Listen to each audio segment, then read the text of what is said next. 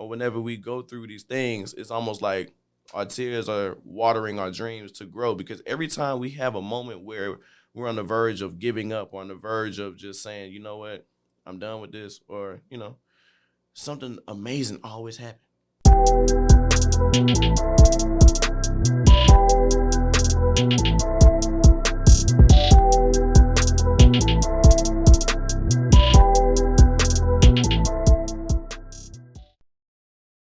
All right, y'all. Appreciate y'all for tuning in. This is another episode of Stash House Podcast. I have another guest in the building. First off, let him introduce himself, and we'll get things going. So go ahead, bro. What's going on, y'all, man? This is Jimmy White, but you can call me Rubix. Rubix the designer. One half of We Got Bills to Pay, which is our standalone art show, courtesy of LaKendra, Huck, and I, that y'all will see and hear about real soon. All right, so to start things off, like you said before, exclusive art show going down this Friday in Columbus, Georgia at Painting with a Twist, 5 p.m. to 8 p.m. Mm-hmm. Like you said, start things off, hosted by LaKendra and Jimmy, starring as Huck and Rubix. So Jimmy, first off, we go way back, community college. So let's just break the ice. we ain't gonna sit here and act like Jimmy just reached out like, hey bro, can I come on the show? Like, no, we go way back from community college. But let's start with this art show. Where the idea sparked from with you and your wife, LaKendra? How did everything come about with this art show? Okay, so Valentine's Day, the wifey and I actually went to had a dinner and a movie. So we went to go see the newest movie that came out with Keke Palmer and SZA. Yeah. One of them days. I don't know, I don't want to spoil it too much, but there was a little part in the movie where they did a pop-up art show in like a little bit of time. Okay. And we was watching the movie, we was like, we could do that too. So we just threw it. We threw a date up, and we was like, hey, once we throw this date up, we got to commit to it. Got to put in the work. Fact. And we just been going, like, hitting the ground running, and just every day just grinding, putting everything together. For the first week and some change, we was like, our chickens, like walking around like chickens with our heads cut off, trying to find a venue every day, just out trying to find a venue. So y'all posted about the event before y'all had an actual venue. Right. Leap of faith. Right. Okay. Okay. So when you're hunting for a venue for an event like this, what goes into it? Of course, owners, permission, and all that. But in terms of an art show, is it painting, sculptures? What do you look for in the venue to host an event such like this? Well, first of all, we want to find a venue that kind of, how can I say this? It rings true to us. Like the venue has to speak to us. It can't just be something just random or something that's like off in the cut or somewhere that just doesn't really stand out. So we went through so many different places, so many different venues, and we are fortunate to have people reach out to us to offer their places to us. But we didn't want to just jump for the first thing. So this probably was like just probably like venue number 35. all in Columbus? Yes. We wanted to make sure it was in Columbus because we tried to put emphasis on the community. So even though it's called We Got Bills to Pay, it's deeper than that. It's the point of it is to invest in artistry, to invest in your local artists in the city, because we put a lot of blood, sweat, and tears behind our craft. Fact. And we just want people to look at what we got going on, because at the end of the day, this is our livelihood. And we need to be recognized for it. Because we put a lot of work in. A lot of art that you see flourishing through the city, whether it be murals, whether it be billboards, or whether it be any type of artistry that comes from somewhere. And that's somebody's full-time job, full-time career. Facts. All right, so where did the name come from? We Got Bills to Pay, which is a great name for an art show. So where did that stem from?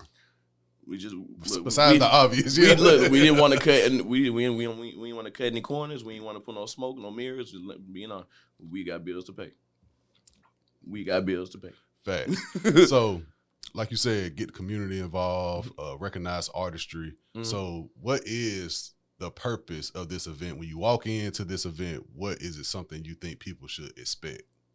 What people, in my opinion, I think people will expect to see just the hard work and the dedication that each piece that we have put together, every piece that you'll see took time.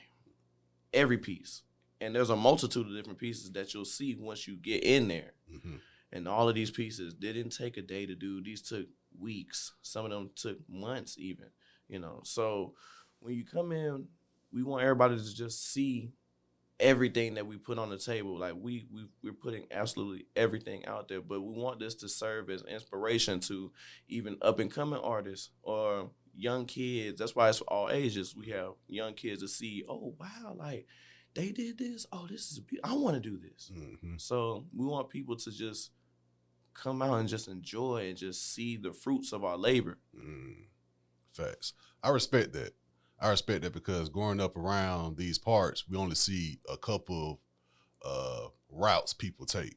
We don't really hear about the underground artistry, the paintings. And like you said, going around the city, you see the graffiti, you see the billboards, but we don't think of where that community be at outside of maybe, museums or something like that, especially in the black art community. So I respect that a lot. So, go ahead. Like, think about this. The Cross Street Tunnel in Atlanta. Beautiful. Facts. Murals everywhere. It's graffiti and just art everywhere in Atlanta. It makes you want to go to Atlanta. And the art scene down here, as of late, has been flourishing. It's been growing. A lot more things been coming down here. And each and every day presents itself as a new opportunity for art to just boom at any given moment.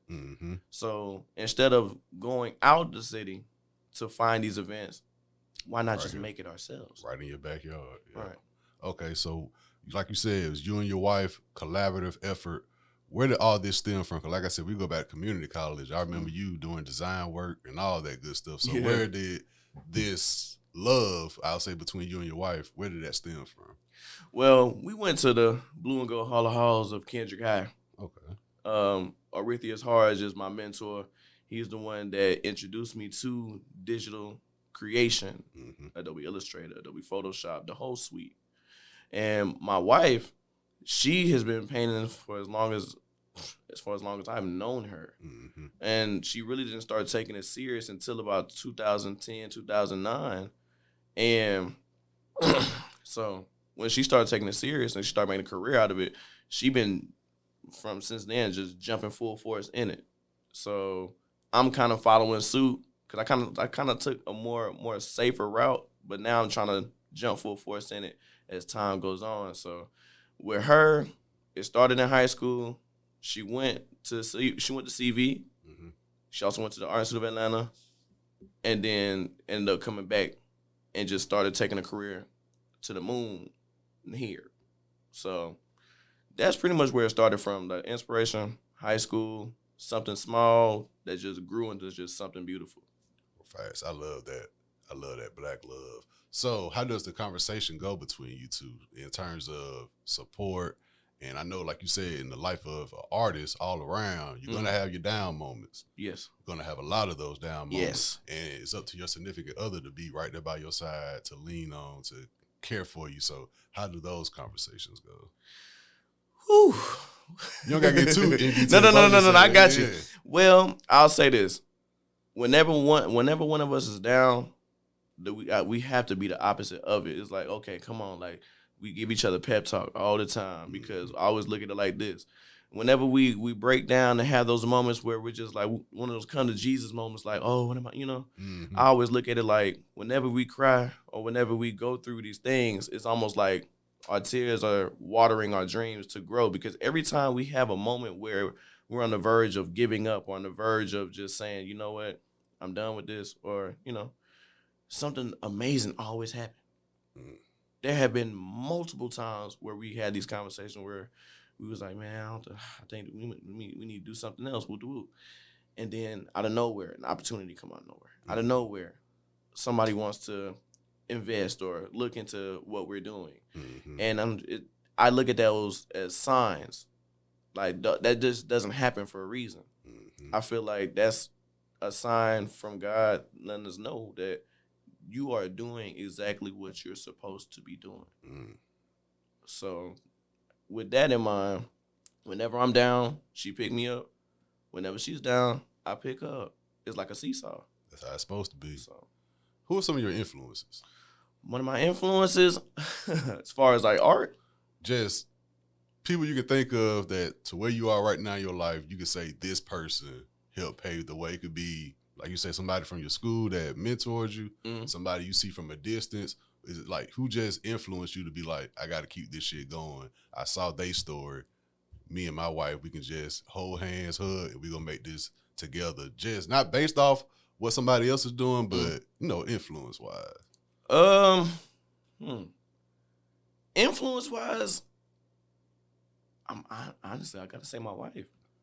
I got to say my wife because I've literally seen her make something out of nothing, and it's deeper than art. I've literally seen this lady be ground zero, start with nothing, literally, and make something out of it every time. I'm talking about late nights where I'm on the verge of falling asleep. She up on the computer creating stuff, trying to talk, making business moves, literally, everything. She is like my inspiration, and it's a beauty to be with her side by side, watching her and learning from her and being inspired by her as I'm doing my own thing as well as a joint venture with her. It's a direct inspiration. I can't think for the life of me, I can't think of anyone else as a better inspiration to me other than her. That's what's up, man. Like I said, I know you for a minute, but knowing that you got somebody on your side to help you through this journey, that's important. And don't ever forget that. Don't forget those long nights where you was dozing off and you see her wherever she at in the kitchen or whatever on the laptop putting in work. That's what keeps you going. So I love that, man. I love that. So with this event, going back to it, are there more things in the future to come? Oh, yeah, most definitely. Most definitely. Her and my son Indigo, they are actually planning an art event themselves. It's gonna be in June. The name of the event is called My Head Never Left. Now it's gonna be an art show with he is a little artist himself. Of course. He actually had some pieces in her previous art show, I Dream in Color, which was a few years back. And he sold some pieces there too. And each and every day as he watches both of us create, he's getting more and more inspired. So we took it upon ourselves to have him be in the show with her to kind of give him direct hands-on experience. Okay, this is what you do. This is what this is how it looks like when you're prepping for our show. He been right along there with us while we've been putting together stuff for this show. While we've been doing errands, trying to find venues and stuff here and there. He been right along there with us because I feel like experience is the best teacher. Exactly. At the end of the day. How old is he? 4. He's about to be 5 this month. Yeah. Oh, yeah. Oh, this month. Oh, okay. So March 27th, 10 days after my birthday. Okay, so this art event is like a culmination of a lot of things. Plus, just like you said, you went to go see the movie, and it's just right place, right time type of thing. And honestly, that's always how it happens. It's we're always in a situation where we tend to find ourselves looking for answers, and sometimes we'll do something or go somewhere and you might overhear a conversation or you might hear something that kind of sticks to you, or you might go watch something or you might flip a book to a page and whatever in that passage speaks directly to you and what you're going through at that time and place. So everything just comes full circle. So I just feel like everything is just meant to be. That's what's up, man. So like you said, more events to come in the future. And by doing more events in the future, how do you think y'all three, I'll say, will help shed light on not only the art community in Columbus, but the Black art community in Columbus? Representation that is fullest effect, and just making sure that we do it to the best of our ability, as professional as we can, and just continuing to just have our hands and feet in the situation, in these areas. Because it's one thing to just tell people to do something or tell people hey, this is what we're doing. But when you actually out there and you talking with the people and you actually going to these sides of town and you going to these different situations, it gives you more insight. But on the outside looking in, you gain more respect because you could simply just be on the outside looking in, but you're on the inside looking in. If that makes sense. And that's what people respect. Pete, I got you. So once again, the name of the event, location, time, date, let everybody know about that. All right. We got bills to pay. All right. We Got Bills to Pay is going to be at Painting with a Twist. 6298 Veterans Parkway, Suite 2N, Columbus, Georgia, 31909.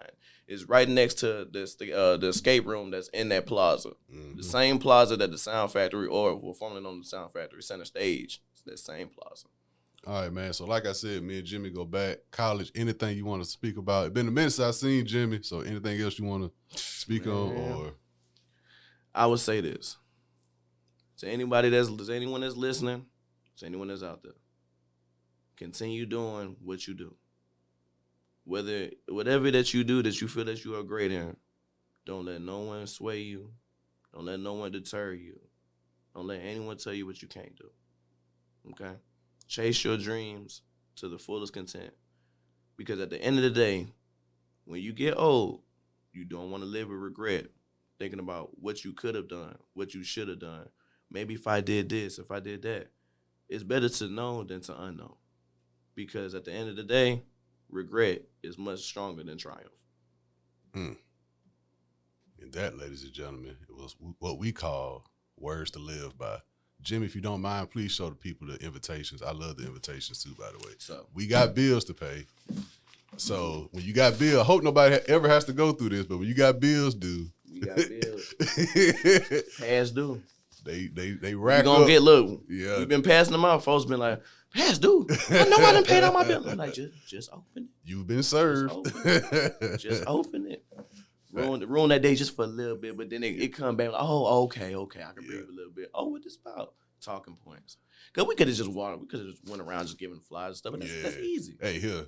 Yeah, I want to talk to these folks. Yeah, they'll frisbee it real quick. And it's for all, I might add, it's for all ages. Bring the children, bring the children, bring the kids.